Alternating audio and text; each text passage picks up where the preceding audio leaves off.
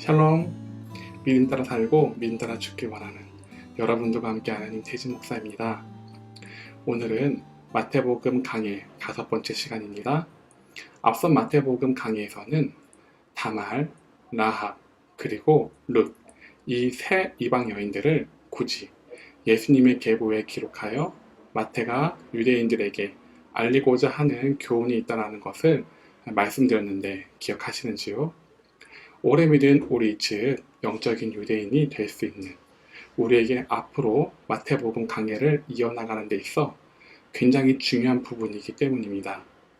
먼저 하나님을 믿었고 하나님을 안다고 하는 선민사상이 믿지 않는 유대인이 되어갈 수 있는 증거이기 때문입니다. 이 부분을 염두에 두고 오늘 5번째 시간을 열어가겠습니다. 사람들은 순수한 어린 시절이 지나가면 사회가 지향하는 어떠한 목적을 추구하며 살아갑니다. 목적을 위해 최선을 다하여 살아가는 사람들을 보면 보통 2가지 부류로 살아갑니다. 첫 번째 부류는 목적을 이루기 위해서 끊임없이 정치를 하는 부류입니다. 정치라 함은 사람들을 자신이 추구하는 방향으로 이목을 이끌어 자기 편으로 만들던가 인맥의 줄을 타며 끊임없이 경쟁하며 살아가는 것이라 할 수 있겠습니다. 진급을 위해서, 학위를 위해서, 그리고 취직을 위하여 사람의 줄을 어떻게든 타보려는 모습을 보이게 됩니다. 그리고 2번째 부류가 있습니다. 2번째 부류로는 목적을 이루기 위하여 끊임없이 자기를 개발해 나가는데 혼신을 다해 실력을 키우는 사람이 있습니다. 이 실력은 자신의 능력으로부터 오는 실력을 추구하는 것이죠. 이처럼 사람들은 사람의 줄을 혹은 나의 능력 안에서 나오는 실력으로 목적을 이루려 합니다. 그리고 이 목적을 위해 인생을 불꽃같이 태우게 되죠. 2부류의 공통점이 있는 것 같은데요. 어떤 점일까요? 이 2 부류는 사람을 기반으로 혹은 사람을 의지한다는 것이죠. 그렇다면 성경에서 목적을 이루며 살아가는 사람은 어떤 모습을 보일까요? 세상에서 생존을 위해 경쟁하며 살아가는 삶과는 다소 거리가 먼 모습들을 보입니다. 먼저 아브람에 대해서 생각해 보겠습니다. 타국 땅에서 조카 롯과 함께 거주하다가 각자에게 딸린 식솔들이 많아지고 자기들이 함께 살기에 소유에 비해 넉넉지 않는 땅이라 그들의 가축을 돌보던 목자들 사이에 다툼이 일어났었죠. 각각의 식솔들을 챙기고자 헤어져야 하는 상황에서 아브라함은 한정된 땅을 두고 점유하기 위해 경쟁을 하려 하지 않고 오히려 먹고 살아가기에 유리한 지역을 롯에게 양보했습니다. 이번에는 다니엘입니다. 그는 바벨론 포로 출신이라는 배경으로는 불가능해 보이는 국무총리와 같은 자리에 올랐습니다.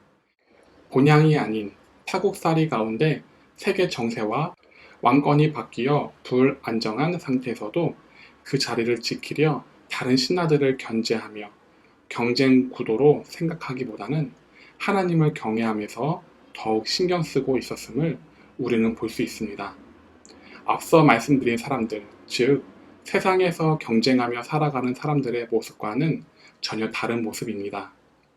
성경에서 이와 같이 믿음의 사람들이 그리 살아갈 수 있었던 이유는 치열한 경쟁 사회에서 그들이 그토록 살아내려고 했던 삶의 동기가 바로 어떻게 해서든 하나님의 뜻에 맞추려고 한 것이었기 때문입니다. 즉, 사람들을 바라보며 인식하며 그들과 경쟁하는데 치중한 것이 아니라 그저 하나님을 인식하며 그분만을 경외하는 삶을 살아내려 했기 때문이죠. 현실상 그러한 목적을 향해 노력하니 세상의 경쟁에서는 사람들로 공격을 당할 수밖에 없는 상황이 오게 되기도 한 것이죠. 하나님을 경외함에 있어서 사랑은 반드시 동반됩니다. 성경에서 하나님을 사랑하는 것을 마음과 뜻과 힘을 다하여 사랑함이라고 말합니다. 하나님께서 우리를 마음과 뜻과 힘을 다하여 사랑하시는 것 같이 우리도 그에 준하여 사랑하길 원하시는 것이죠. 내가 상대방을 배려하고 생각한 만큼 상대도 그에 준하여 내게 그렇게 하는 것이 바로 사랑이기 때문이죠. 하나님의 사랑을 안다면 기록된 말씀대로 사랑함을 내 삶에 이루어 가게 됩니다. 즉, 하나님의 사랑을 깨달은 만큼 살아가게 된다는 것이죠. 우리가 생각할 때에는 자칫 하나님을 사랑함에만 힘을 쓰다 보면 사랑 관계를 구축하거나 유지함에 있어 부실해질 수 있고 스스로 자기 관리의 어려움에도 따를 수 있습니다. 잘 보이기 위한 대상이 사람이 아니라 하나님이기 때문이죠. 하나님께 잘 보이고 하나님의 뜻에 따라가길 원하며 앞에 취할 수 있는 욕심을 하나님 사랑함 때문에 내려놓게 되는 삶을 살기란 정말 쉽지가 않습니다.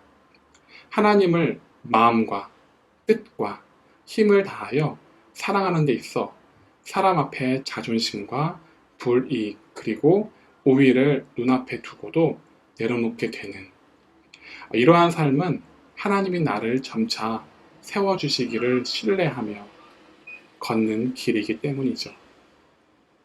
오늘은 이렇게 삶을 살아가는 사람들 중 한 여인을 소개하고자 하는데요. 바로 예수 그리스도의 계대에 등장하게 되는 네 번째 이방 여인 우리아의 아내에 관하여 다루겠습니다.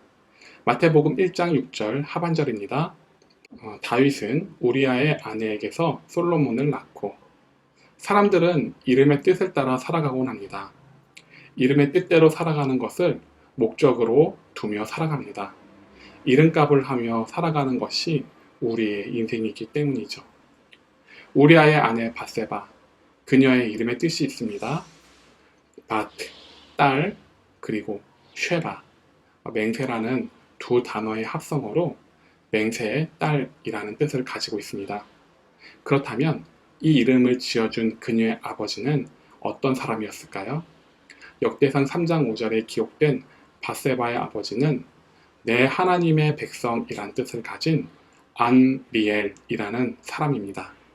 그의 이름을 보건대 그가 내 하나님의 백성에 걸맞는 삶을 추구하였을 것이고 하나님과 언약을 맺은 그분의 백성 곧 언약의 딸이라는 뜻으로 밧세바의 이름을 지어주게 되었을 것이라 볼 수 있습니다.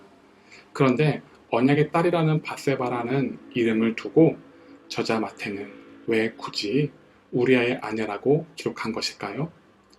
다윗의 아들 솔로몬의 어머니라는 표현을 할 수도 있었고 다윗의 아내 밧세바라고 표현을 할 수도 있는데 굳이 우리아의 아내라고 표현을 하였습니다.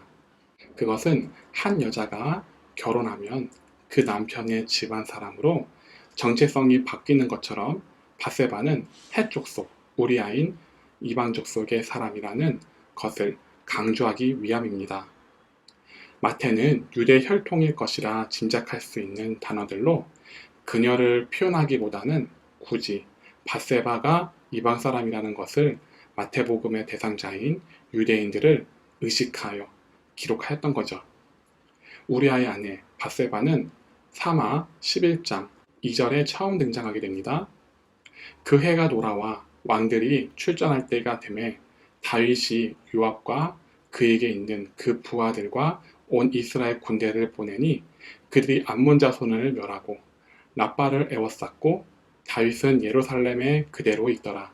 저녁 때에 다윗이 그의 침상에 일어나 왕궁 옥상에서 거닐다가 그곳에서 보니 한 여인이 목욕을 하는데 심히 아름다워 보이는지라. 이때에 다윗이 그녀를 보았을 때에 심히 아름다워 보이는지라라고 기록됩니다. 구약 성경에서 아름답다라고 사용되는 히브리어 단어에는 토브 그리고 야페가 있습니다. 토브는 대개 하나님의 선하심을 표현할 때 사용되는 단어입니다. 한 예로 창세기 1장에 창조하시고 보시기에 좋았더라 라는 말씀에서 사용되었죠. 한글 성경에서는 좋았더라 라고 오역한 영단어 굿은 선한 이라는 뜻이 있죠. 여기서 보시기에 선하다라는 뜻이 톱으로 사용되었습니다. 또한 창세기 26장 7절에 리브가의 아름다움에도 톱이라는 단어를 사용합니다. 그리고 야페라는 단어는 문자적으로 외모가 아름답다라는 표현을 사용할 때 대개 사용합니다. 대표적인 예가 창세기 29장 17절에 레아는 시력이 약하여 라헬은 곱고 아리따우니, 여기서 라헬이 아름답다라는 것이 외모가 아름답다에 야페라는 단어를 사용하였습니다. 또한 다윗이 얻은 아내인 아비가일에 대하여 사무엘상 25장 3절에 그 여자는 총명하고 용모가 아름다우나 에서 야페를 사용하였습니다. 이렇게 야페의 아름다움으로 기록된 여인들이 그들의 삶 전반과 동떨어져 육신의 아름다움의 한계를 규정한 것은 아닙니다. 왜냐하면 이들의 삶을 볼 때에 믿음의 길에서 벗어나고자 한 삶이 아니기 때문이었죠. 그러나 하나님께서는 이들에게 야페라는 단어를 사용하신 것은 야페와 토브를 구분하여 전달하시고자 하시는 메시지가 있기 때문입니다. 이게 무슨 말인고 하니, 성경에 토브라고 그 아름다움을 정의하여 기록된 여인들과의 차이점이 있다는 것인데요. 그리스도의 계보와 직접적인 연관이 있다는 것을 발견할 수 있습니다. 레아, 리브가, 바세바 등의 아름다움은 그리스도의 계보와 연결이 되는 것이고, 그들은 그리스도를 닮아가는 모습의 대표성을 띈다는 것입니다. 단지 혈육으로 그리스도와 연결되는 것이 아니란 것이죠.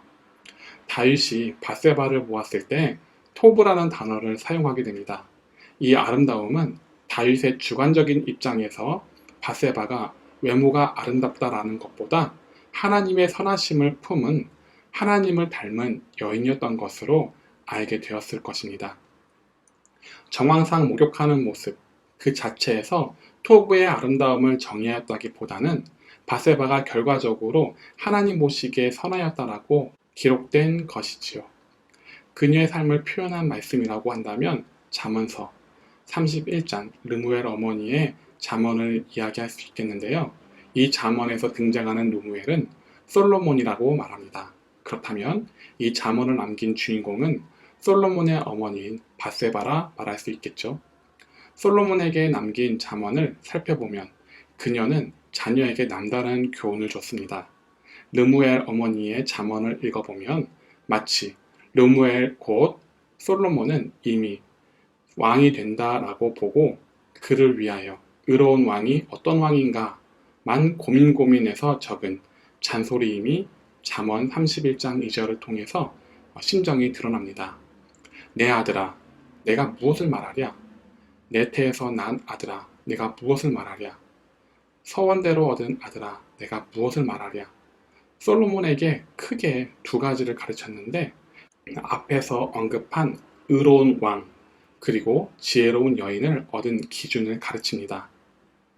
다윗은 통일국가를 이루고 여러 왕비가 있었습니다. 이러한 왕비들 중 가장 나중에 취하게 된 사람이 바세바였습니다. 그렇기 때문에 그녀가 낳은 아들을 왕으로 세우는데 사람들의 지지를 받기란 쉽지 않았을 것입니다. 이미 바세바 이전에 입지를 다진 왕비들이 많았을 테니까요.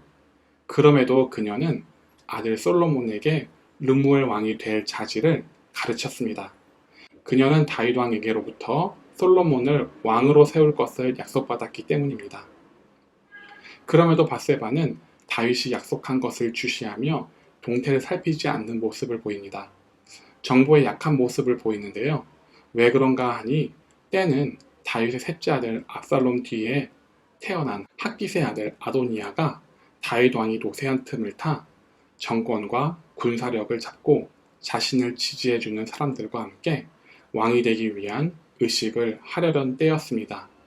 마치 사울 왕이 아직 죽지 않을 때에 하나님께서 먼저 다윗 왕에게 기름을 부으시고 유다 지파의 왕자에 세우셨던 과거의 사건을 인간적으로 모방한 것과 같아 보입니다. 아도니아는 다윗 왕도 모르게 급하게 일을 진행한 것으로 나타납니다. 그리고 아도니아를 지지하지 않아 왕이 되는 의식에서 초대받지 못한 선지자 나단이 다윗 왕에게 어찌 된 것인지 물어보기 전에 밧세바에게 이 일을 전하여 알게 되었고, 밧세바는 다윗 왕에게 솔로몬을 왕으로 세우겠다고 자신에게 약속한 그 약속에 대해 상기시키며 언급합니다. 위와 같이 전개된 상황으로 보건대 우리아의 아내 밧세바는 다윗과 한 약속만을 믿고 기다렸던 여인으로 묘사가 됩니다. 마치 그녀의 이름 맹세의 딸이라는 이름답게 밧세바의 머리가 되는 남편 다윗 왕의 맹세를 믿었고, 그것이 하나님께서 허락하신 약속이라 받아들였습니다. 왕이 되려는 목적으로 모든 것을 인맥 다짐과 정치 군사적 계략을 가지고 바쁘게 움직이며 상황을 스스로 만들어가는 아도니아의 모습과 대조가 됩니다. 제 아무리 다윗의 총애를 얻은 왕비라 한들 자칫하면 피바다가 될 수 있는 왕권 교체 시기에 약속 하나만 내세워 인간적인 계략은 없는 그런 어찌 보면 순진해 보이고 계획성 없기까지 한 모습입니다. 그렇게 순전하게 약속만을 믿었으니 그녀는 그녀가 약속을 믿은 그 믿음대로 하나님께서 왕으로 세울 아들 솔로몬을 부족함 없는 왕으로서 양육하기에만 힘을 썼던 것이죠. 예수님을 닮아가는 삶은 하나님이 나에게 하나님의 나라를 허락하셨고 하나님의 나라라 칭하셨다고 말씀에 언약하셨다면, 그래서 그것을 철떡같이 믿고 있다면 이 믿음의 삶이 드러나는 것은, 그리고 이에 보답하는 길은 내가 하나님 나라의 백성으로 자격이 되는 자로 경건의 연습을 해나가고 있는가? 하나님의 자녀라 하셨으니 자격을 갖춘 연습을 부지런히 하고 있는가에 관심을 갖는 것을 우리의 궁극적인 목표로 취해야 하는 자세인 것이죠.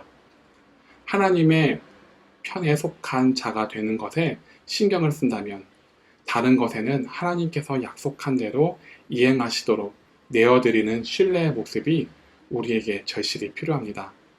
이러한 신뢰가 되지 않는 모습에 관하여 마태복음에서 예수님께서는 제자들에게 믿음이 없는 자라 말씀을 하시며 가르쳐 주시며 참된 제자도로 이끌어 가시는데요. 이렇게 예수님의 닮는 모습은 구약에서도 있어 왔고 신약에서는 제자도로 말씀하시고 있음을 보게 됩니다. 주님이 하시도록 기다리는 삶, 이것은 인내라고 부르기도 합니다.